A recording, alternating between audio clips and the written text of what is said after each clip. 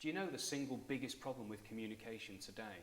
It's that speakers and audiences are interested in totally different things. Speakers are much more interested in their subject, their specialism, their expertise, whereas audiences are interested in their afters. You won't have heard the word afters before, so let me explain what I mean by using an example. Imagine you were a delegate on an Excel training course. The Excel trainer stood at the front of the room. She's got Excel written on the front of her workbooks. She's got an Excel computer screen in front of her. Excel is on the screen behind her, and you've got Excel in your computer in front of you. You've come on the course because the course is called Excel. So it's very easy for the speaker, the trainer, to think you're interested in Excel, but you're not. As an audience member, you're not interested in the training material. You're interested in what you'll be able to do after you've heard it. In other words, after being on an Excel course, you'll save lots of time. You won't be as frustrated as maybe you are with some of the mechanical calculations you have to do. In other words, after being on the course, you'll be in a much better place than before. But you see, what an Excel trainer will do to start the course is she'll say, welcome to my course, I'm going to show you how to use Excel. But that's not your interest. A much better start to the day is, welcome to the course. By the time the course is finished, you will know a new way to save time that you don't currently know.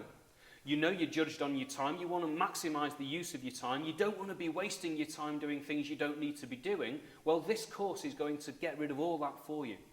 In other words, after today, you'll save yourself a lot of time. The course I ran only the other week, some of the delegates are saving up to 10% of their time with the stuff I'm going to share with you today. If you're interested, the course is about something called Excel, which is a computer program, blah, blah, blah. Imagine if every single Excel trainer the world over started like that. All their delegates would be interested. But it's not just training that this is relevant for. It's things like meetings. How do meetings always start? They always start with an agenda. We're going to start here, we're going to talk about this, and we're going to talk about this. But you see, delegates of a meeting are more interested in what's going to happen after the meeting. So a much better start to a meeting that starts at 10 o'clock is, what are we going to be able to do afterwards at 11 o'clock? And let's all talk towards that end.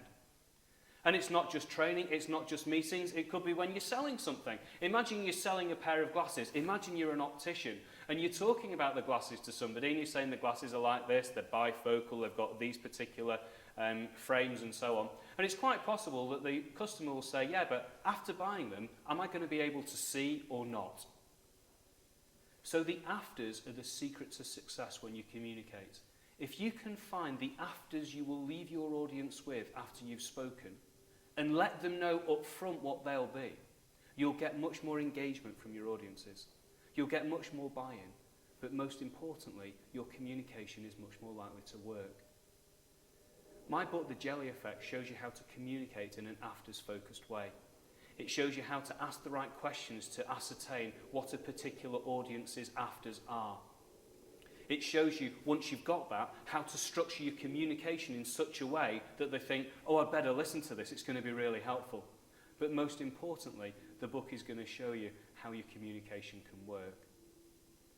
There are 4 areas that you need to excel in when you communicate with others: talking to strangers, convincing people you know, getting recommendations to people you don't know, and speaking to groups.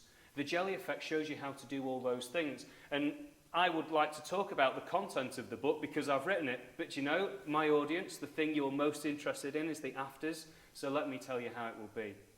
After reading The Jelly Effect, you'll know how to speak to strangers better than you do now. You'll know how to impress them and get instant buy-in from people you've never met before. After reading The Jelly Effect, you'll know how to make more sales than ever before, and not just sales to potential customers, sales to colleagues and so on, to get buy-in to your way of thinking.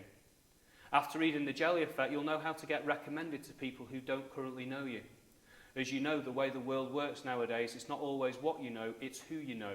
And if you knew how to get recommendations from people you know into people they know, imagine how much you progress.